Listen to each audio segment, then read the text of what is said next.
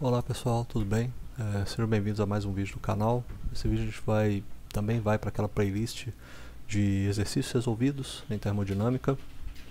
Ele faz parte do conteúdo que envolve a matéria de ciclos de refrigeração, e a gente vai ter umas certas mudanças com relação aos ciclos que a gente costuma trabalhar, que são os ciclos ideais. A gente tem alguns processos que vão terminar em estados um pouquinho diferentes. Isso já muda um pouco o modo como a gente consegue resolver o problema. Também tem um detalhe que ele está no sistema inglês. Vamos ver como é que a gente consegue resolver esse exercício. É um exercício do livro de Moran Shapiro, tá? E ele diz o seguinte: você tem um sistema de refrigeração por compressão de vapor de uma geladeira doméstica que tem a capacidade frigorífica de 900 BTU por hora. Olha só, no livro de Moran Shapiro, traduzido para o português, ele coloca as unidades do sistema inglês e do sistema internacional. Mas eu recomendo que vocês façam o exercício usando o sistema inglês, justamente porque as unidades os valores estão um pouquinho mais redondos, né? Ele pede os resultados do sistema inglês também, então é muito mais fácil você trabalhar sempre no sistema inglês do que ficar convertendo e convertendo de volta. Beleza? Nesse caso aqui, o exercício tem o seguinte: ele não fala qual é o fluido de trabalho, porque justamente é uma questão de comparativo, você comparar qual é o fluido de trabalho. Você vai comparar o que seria desse ciclo se ele opera com refrigerante 134 ou com propano como fluido de trabalho. Vão dar resultados diferentes, a gente vai ver isso, comparar. Eu tenho os resultados, porque eu já fiz esse exercício uma vez, posso mostrar para vocês aqui no final, mas a gente vai resolvendo ele aqui algebricamente, depois vocês vão só substituindo os valores nas tabelas e podem encontrar os valores aí que são falados, beleza? Olha só, que fala o processo um ciclo de refrigeração. Então eu desenhei aqui um ciclo de refrigeração padrão, como a gente conhece e estuda normalmente, né? Um ciclo padrão de refrigeração, ele sempre é dessa forma aqui. Ele pode ser, como é um ciclo, ele pode começar de qualquer lugar. Eu gosto de começar ele pelo compressor, né? Então eu coloco aqui o ponto 1 no compressor. Ele começando pelo compressor, o que acontece? Ele vai ser comprimido, saindo. Ele normalmente, para um ciclo ideal, a gente fala que ele entra no compressor como um vapor saturado. Ou seja, a gente entrou com um vapor saturado e sai, ele vai passar por um processo isentrópico, termina com a pressão lá em cima. É justamente esse o trabalho do compressor, né? Sair de uma linha isobárica que está aqui embaixo, ó, seria essa linha aqui de uma pressão 1, por exemplo, e chegar até uma pressão 2. Esse é o trabalho que o compressor tem que fazer, tem que comprimir esse vapor saturado. Chegou na região lá em cima, essa pressão 2, aí ele entra dentro de um condensador, vai do 2 para o 3, sendo condensado, vai deixar esse vapor saturado e virar líquido saturado. Chegou no líquido saturado, ele passa por uma válvula de expansão, onde ele mantém a entalpia, o processo é isentálpico, mas ele perde bastante a sua pressão e cai novamente para aquela pressão 1, já numa região onde ele é uma mistura líquido-vapor, mas com um título bem mais baixo. Depois ele entra num evaporador, processo entre 4 e 1, e nesse processo ele vai deixar de ser essa mistura líquido-vapor e vai terminar com um vapor saturado.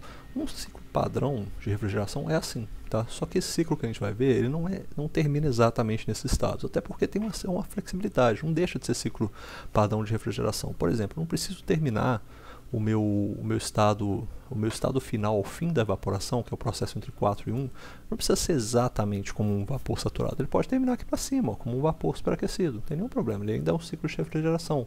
O meu compressor, que está aqui como um processo indo de 1 até 2, esse processo é isentrópico, mas quase nunca o compressor é isentrópico, né? A gente sempre considera o compressor um processo que tem perdas e reversibilidades, então ele nunca termina nesse estado 2. Eu até chamo, normalmente nas minhas aulas, chamo esse estado de estado 2S. É um estado que só é alcançado por um processo isentrópico.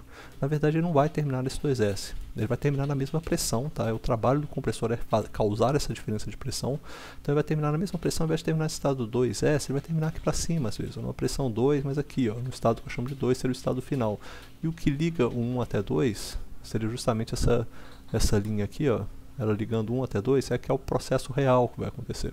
Seu compressor sai do estado 1 e vai para o estado 2. Isso considerando que ele está saindo aqui do estado 1 de vapor saturado, tá? Mas poderia ser vapor superaquecido, como eu falei, tudo bem.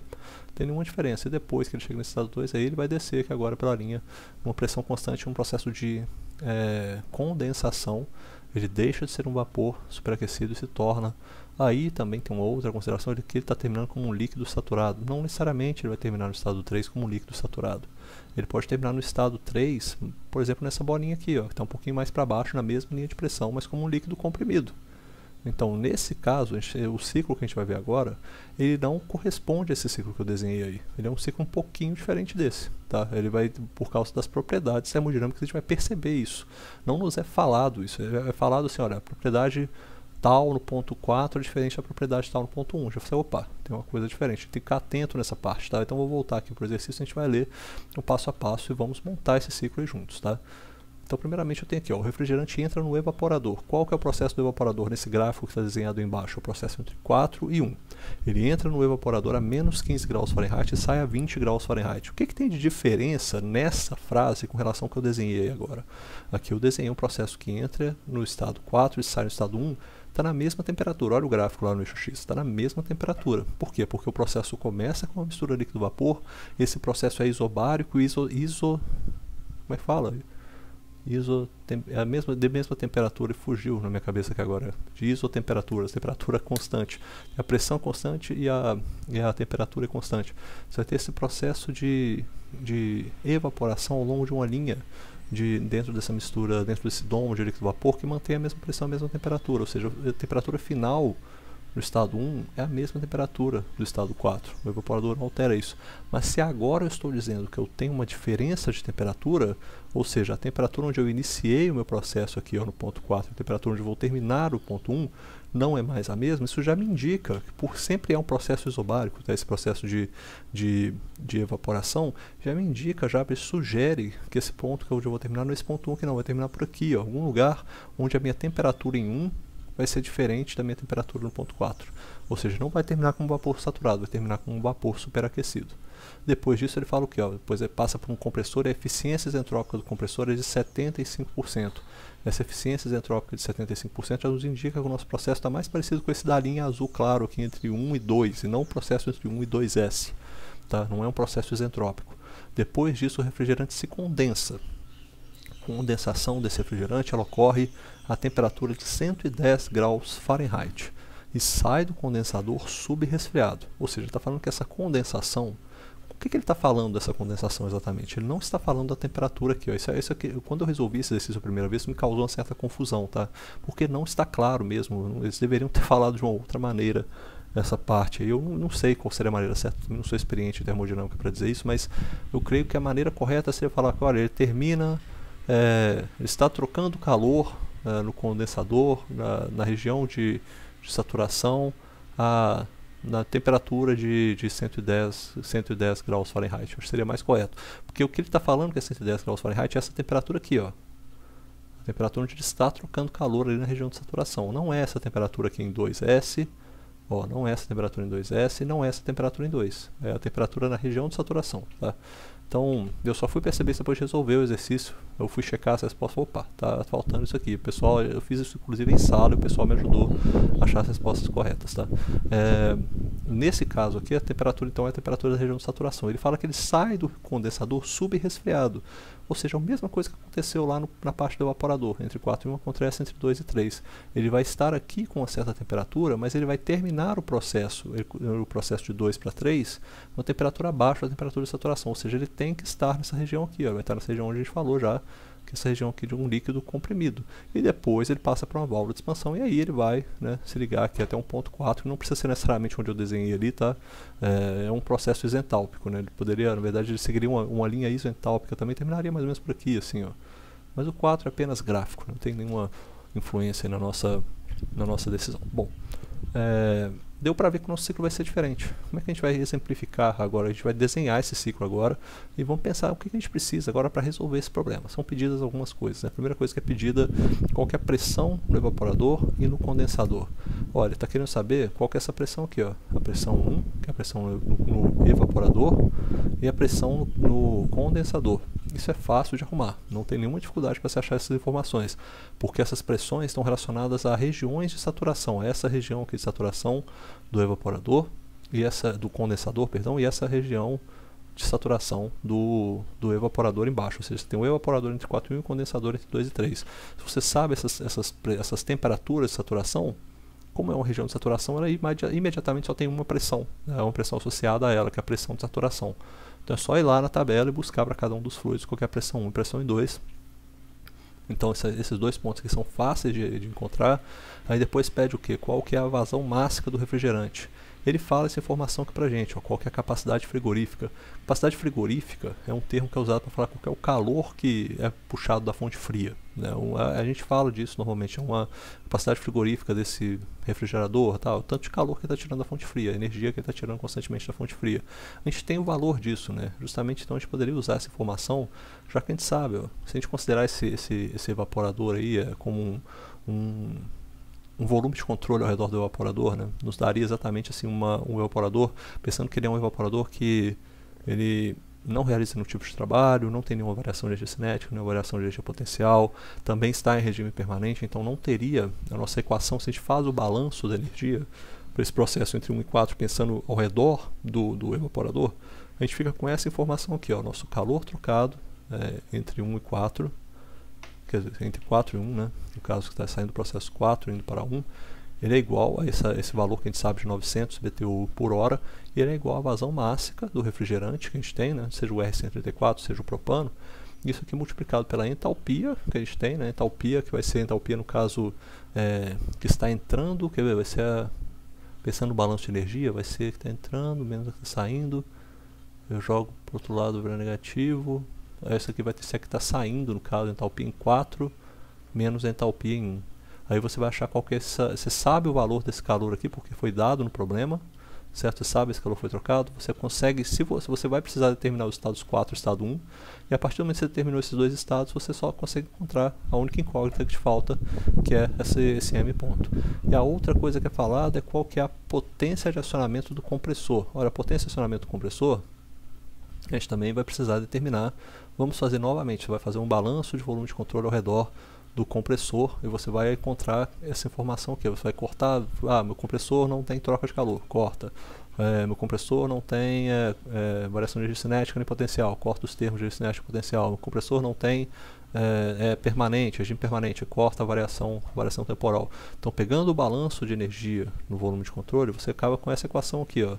Você acaba com a potência do compressor, ela é igual à vazão máxima multiplicado pela entalpia. E qual que é a entalpia, a diferença de entalpias que a gente coloca agora, né? Você vai colocar justamente a entalpia que está, se você faz esse volume de controle ao redor do compressor, ele vai ser a entalpia de entrada, que seria em 1, menos a entalpia em 2.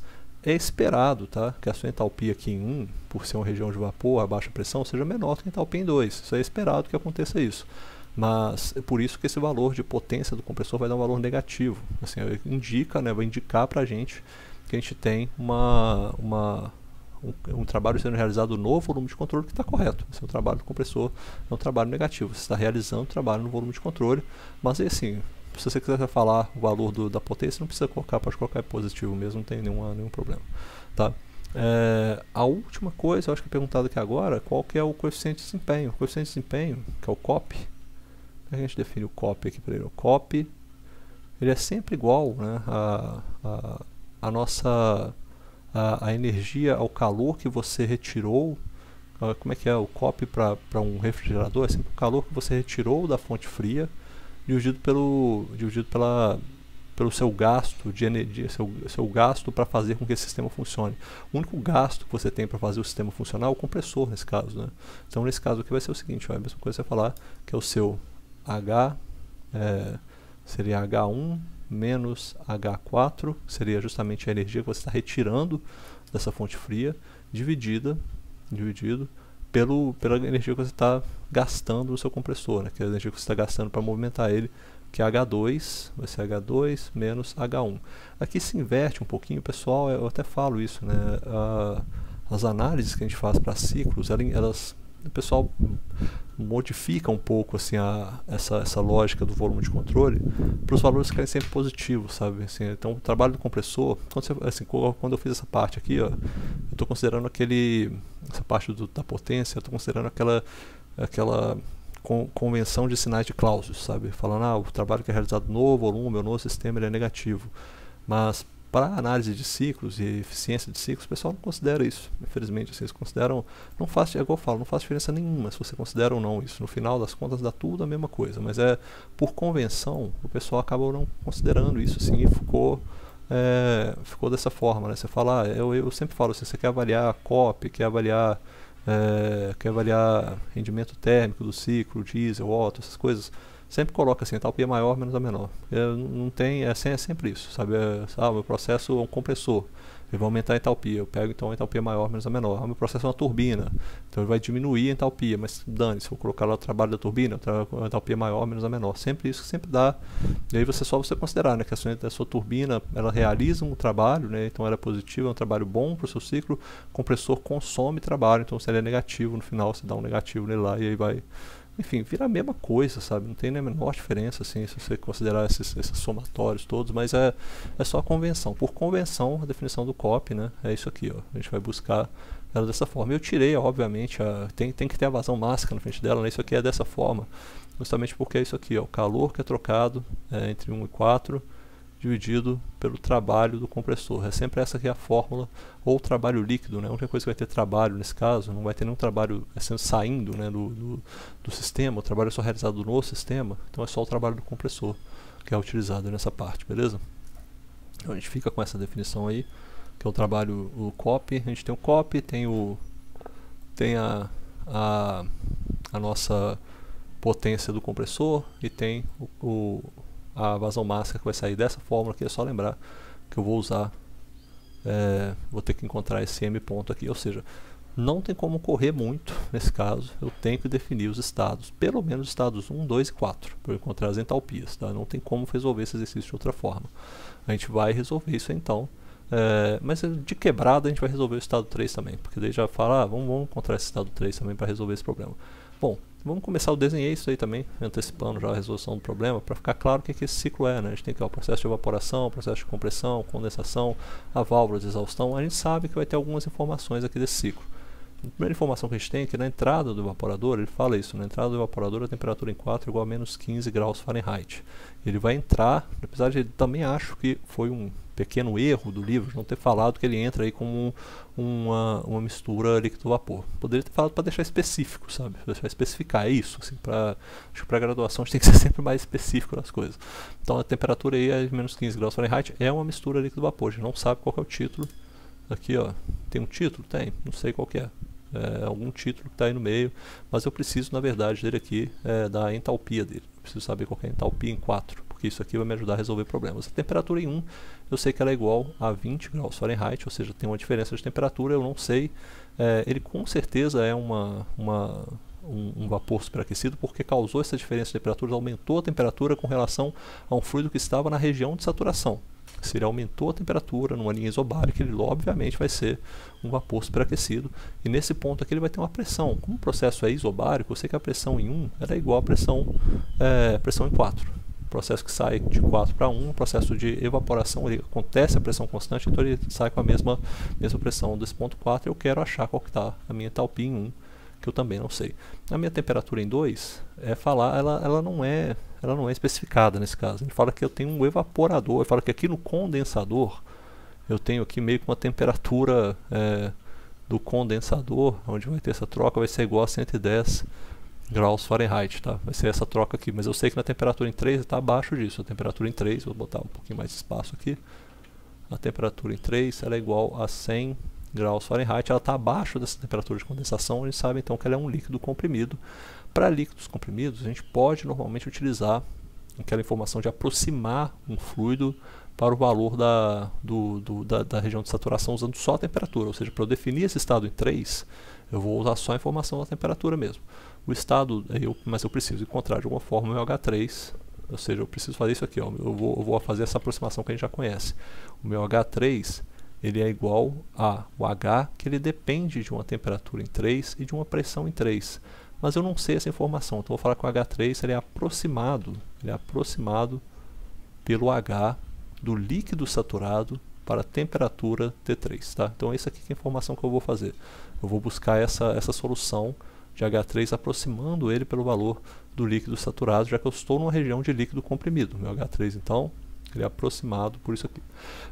A região 2, não sei nada sobre ela, eu sei só que eu tenho aqui entre 1 e 2, eu posso pensar que eu tenho um processo, eu posso colocar aqui meio de quebrada, que é um processo que é isentrópico, eu vou ter um processo, um processo isentrópico que eu vou usar ele para me ajudar a resolver o problema.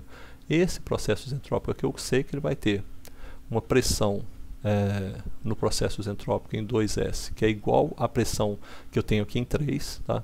A pressão em 3, porque é um processo isobárico mesmo, ocorre dentro do condensador, a troca de calor e pressão constante. E eu tenho que encontrar, eu sei o que mais, eu sei que a minha entropia em 2S era igual a entropia em 1, porque esse processo, se for o processo isentrópico, que é o que chega ao estado 2S, ele é um processo que vai manter o mesmo valor de entropia. Mas para 2 eu não sei nada, eu só sei que em 2, a única coisa que eu sei sobre 2, eu sei que a minha pressão em 2 é igual à pressão em 2S, que é igual à pressão em 3. Não tem nada definido ali para o 3, eu preciso usar alguma informação. A informação que eu vou utilizar, quem já está mais manjando esse exercício aí, é a informação da eficiência isentrópica do meu compressor, que é igual a 0,75. Beleza? Eu vou usar essa informação para resolver o problema. Vamos desenhar no gráfico, então, como que é exatamente esse gráfico, esse diagrama TS para o nosso ciclo de refrigeração aí. Eu já coloquei o diagrama TS com as unidades do sistema inglês, tá? Mas assim, só por exemplo mesmo, não tem nenhuma função isso aí não. Só para vocês verem que vai estar as unidades do sistema inglês, que eu vou desenhar, vou escrever umas temperaturas aqui do lado. Meu primeiro processo que eu vou começar por ele, eu vou começar aqui pela evaporação. A evaporação começa daqui e vai até aqui na frente, ó. Chega, por exemplo, uma região ali de vapor saturado. Só que tem um detalhe, eu sei que ele começa dessa região aqui, onde ele está a menos 15 graus Fahrenheit, está só menos 15, né, que já está ali informado ali que a temperatura está em graus Fahrenheit, e ele não vai terminar nessa temperatura, ele termina aqui em 20, ó. Ou seja, ele não vai parar na região de vapor saturado, ele vai subir aqui até uma região onde ele chega como um vapor superaquecido. Chegou nessa região aqui, ó, ele está no estado 1, ou seja, entrou no estado 1, chegou nesse estado 1 agora, ele passa para um processo que é um processo de compressão. Aqui eu vou escrever dois processos. O primeiro processo que eu vou escrever vai ser o processo isentrópico, que seria esse aqui, ó. Ele chegando até um estado 2S, que eu não vou alcançar de maneira alguma, eu só vou desenhar ele aqui, que é o estado 2S, porque o processo real ele vai fazer isso aqui, ele vai sair do estado 1 e vai chegar a um estado 2 aqui em cima, ó, que é uma temperatura maior, processo isentrópico e tal, mas ele vai chegar ao processo real, perdão, vai acabar pelas irreversibilidades, aumenta a temperatura, chega nesse estado 2, que é o que eu realmente quero. Chegou nesse estado 2, aí ele vai condensar, começa a condensar, saindo aqui do estado 2, passa por aqui, vai, chega até a região onde ele começa a virar um saturado, né, uma região de saturação, mistura líquido-vapor. Chegou nesse ponto aqui, ele é um líquido, um vapor saturado, mas esse estado aí não me interessa, ele está dentro do condensador.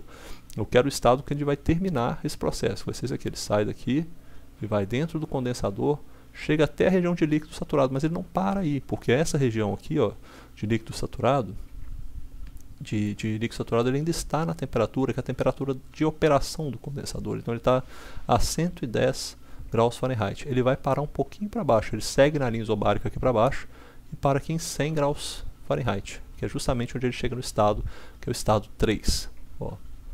Chegou no estado 3 aqui embaixo. Chegou nesse estado, ele entra na válvula de expansão, e dentro da válvula de expansão o processo isentálpico ele termina aqui, ó. Então você tem esse ciclo que está desenhado dessa forma. Tá vendo como ele é um pouquinho diferente do ciclo que a gente desenhou ali em cima? Vou até botar uma setinha que seria o processo isoentrópico para o compressor, né? Mas olha só, ele é um pouquinho diferente, né? Porque agora parece que você abriu você puxou esse ciclo pelas laterais, expandiu ele um pouquinho, né? Ele ficou dessa forma aqui, ó. Esse é o nosso ciclo que está desenhado, que representa esse processo. O que você tem nesse ciclo aqui, ó? Você tem algumas coisas acontecendo, algumas coisas são informadas, na verdade. Você sabe que o calor, a capacidade calorífica, o calor que é trocado entre 4 e 1 é justamente igual a 900, vou botar aqui embaixo a unidade dele, BTU por hora, tá? E você tem também um calor que vai ser trocado aqui para cima, o calor que é perdido no condensador, o calor entre 2 e 3. Você tem um trabalho que é realizado aqui no compressor, ó, potência mecânica que é realizada no compressor, você também não sabe, vai querer descobrir. Você tem todas essas informações, está tudo aí. E esse processo aqui a gente sabe o que, né? Sobre o 3 e 4 a gente tem informação sobre ele também. Entre 3 e 4 a gente tem um processo que é isoentálpico, então a gente consegue manter essa informação aí. Então o que eu vou fazer nesse processo agora, a gente já está meio que resolvido, tá? Tá meio que resolvido, já entendeu isso aqui, a gente vai só identificar como que a gente identifica os estados. A partir do momento que a gente sabe os estados, é só jogar as fórmulas nessas equações aqui de cima, está resolvido. Tá? Então vou resolver aqui primeiro, vou calcular qual que é o estado 1. Ó, como é que eu acho o estado 1? Estado 1. Para o estado 1, eu olho aqui para o meu gráfico aqui em cima, vou até puxar esse gráfico aqui novamente, para a gente poder olhar ele aqui embaixo para ele de novo. Vou puxar ele aqui, Ctrl C, Ctrl V. Vou botar ele aqui no cantinho, Vou apagar alguns desses desenhos que estão aqui ao redor dele, para não ficar chamando muita atenção. Vou apagar esse BTU aqui também. Ó, vou botar só ele assim, ó, aqui em cima. Bem diminuído aqui, ó, porque a gente vai ficar olhando para ele de vez em quando para lembrar o que a gente está fazendo, tá?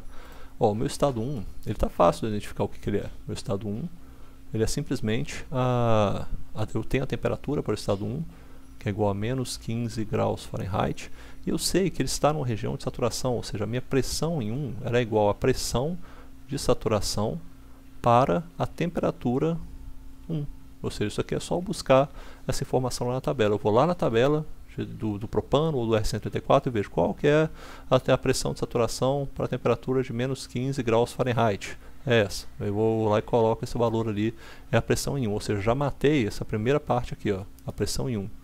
Ó, a pressão em 1, já identifiquei como é que eu acho ela. E a pressão em 2?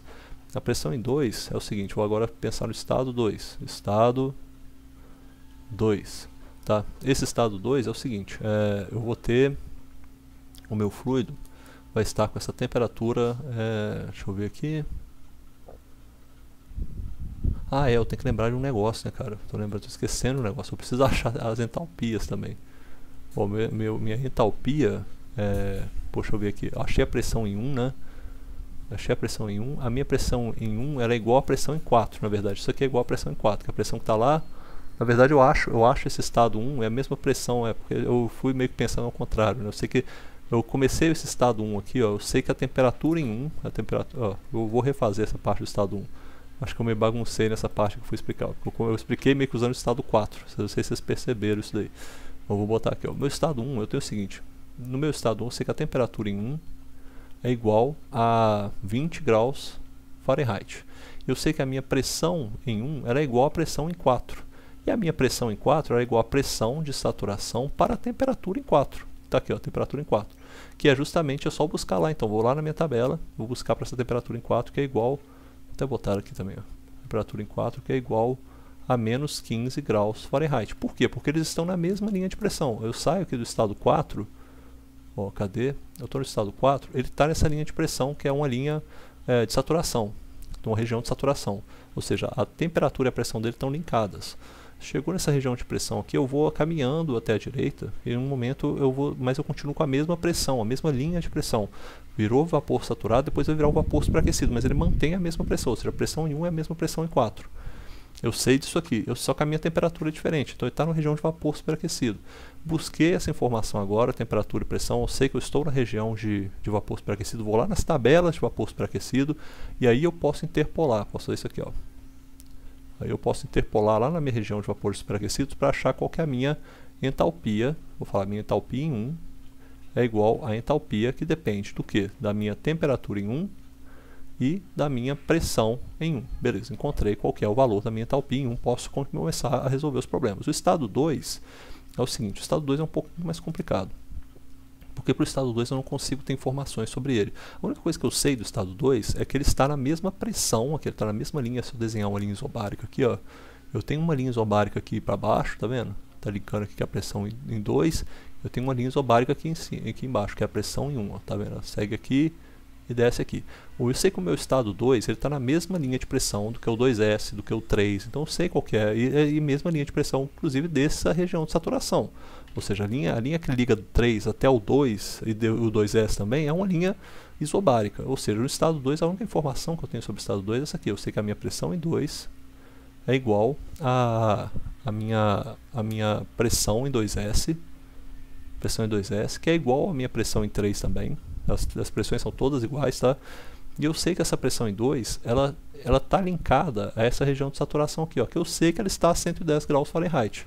Ou seja, essa região de saturação ela tem uma pressão de saturação associada a ela. Então eu posso falar que a minha pressão em 2 ela é igual à pressão de saturação para a temperatura igual a 110 graus Fahrenheit. É só buscar essa informação, eu acho a pressão em 2. Mas só a pressão não me ajuda em nada. Eu preciso definir o meu estado. Para definir o meu estado, eu vou ter que usar esse estado intermediário, que é o estado 2S. Esse estado 2S eu tenho essa informação. Eu posso usar que a minha pressão em 2S é igual à pressão em 2 E eu sei também que, por ser um processo isentrópico, como ele sai de 1 e vai até 2S, na linha ali, a gente vê na linha do gráfico TS, a gente vê que a entropia em 1 é igual a entropia em 2. Aqui, então, ó, da mesma forma que eu defini para o estado 1, eu defini minha entalpia, eu posso definir a minha entropia também. Entropia é igual a entropia lá na tabela de vapores pré-aquecidos para a temperatura 1 e para a pressão em 1. Beleza, morreu o meu processo aí de S1. Agora então eu posso usar esse estado termodinâmico que eu defini aqui para encontrar, junto nas tabelas de vapor pré-aquecido, eu vou definir a partir disso qual que é a minha entropia. Peraí, essa entropia aqui é 2S, e essa entropia 2S. Tendo essa informação, ela vai depender de que? Nessa entropia 2S é igual a entropia na tabela de vapores pré-aquecidos para a pressão 2S para a entropia 2S. Vou lá buscar qual que é essa entalpia aí.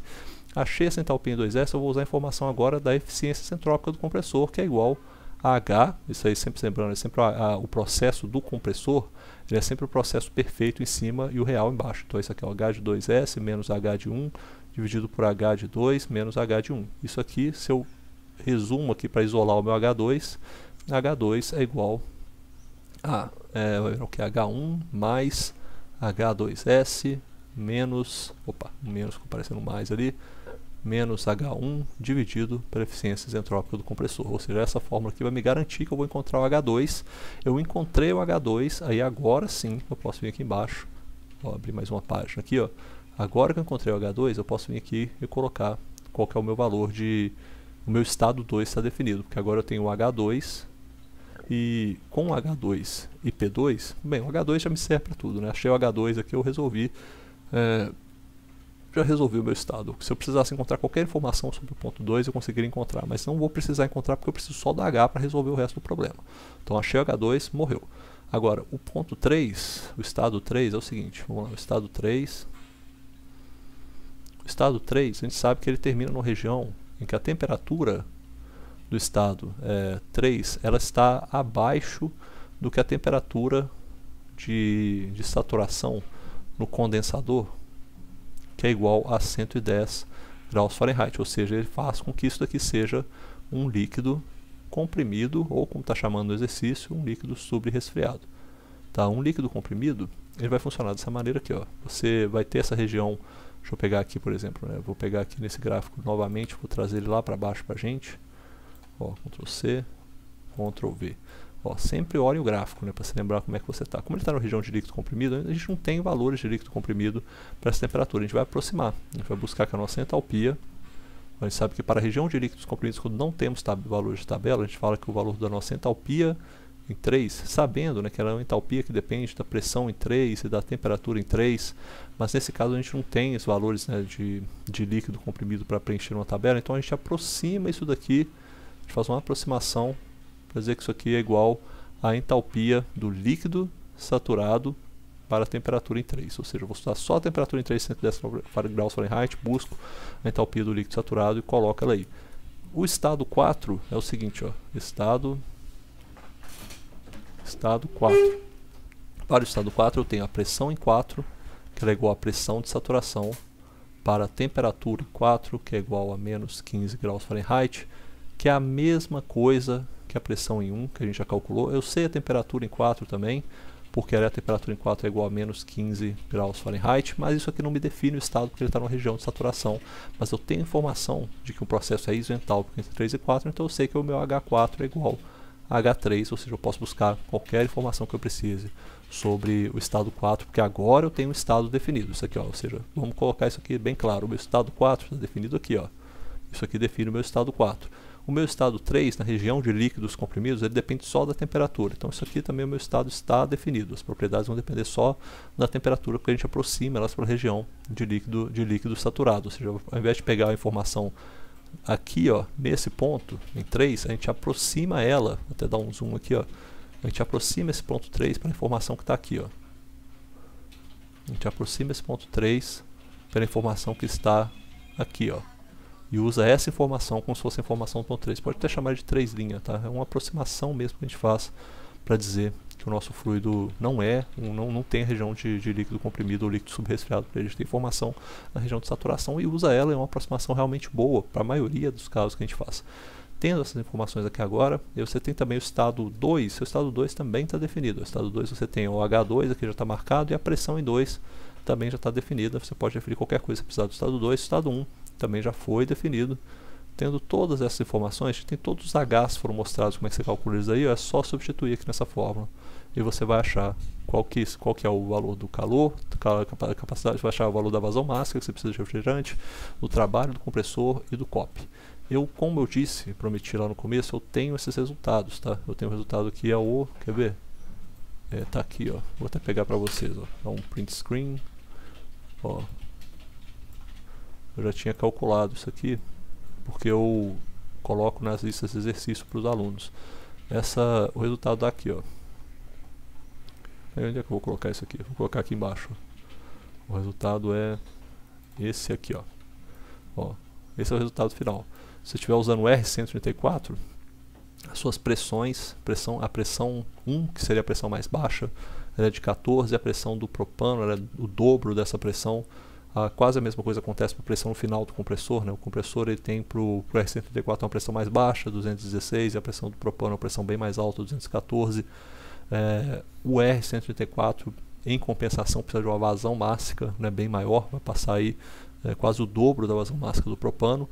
O trabalho dos compressores são praticamente a mesma coisa, o trabalho do R134 é um pouquinho menor, e a eficiência do R134 também ela é um pouquinho maior do que a eficiência do COP, né, o coeficiente de performance do R134 é um pouco melhor que a do propano. Ou seja, para essa aplicação você gasta menos pressão, é mais eficiente, gasta menos potência de compressor. Eu ia de R134 sem nem pensar duas vezes, sabe? É muito melhor. Até por ter menos pressão também, os componentes não precisam ficar resistindo a muita pressão, as cargas são menores. Ou seja, para essa aplicação, para esse tipo de problema que a gente viu aqui, ó, se você for operar algo que está nessa faixa de aplicação, que são temperaturas não muito baixas, tá? Menos 15 graus Fahrenheit é o que? Não chega nem a menos 10, menos 10 graus Celsius, né? Acho que não, chega quase menos 10 graus Celsius, e 110 graus Fahrenheit é uma temperatura externa de uns 40, mais ou menos 40 graus Celsius, mais ou menos. Até tá aqui, né? No problema, nem precisava ter pensado, senão menos 15 graus Fahrenheit menos 26 graus Celsius, ou seja, resfria bastante. Lá fora vai estar 43 graus. Para essa aplicação aí, o R134 é ideal para ser utilizado, beleza? Fica então essa informação aí pra gente, espero que tenham gostado. Aguardem os vídeos do canal, beleza? Até mais, um abraço.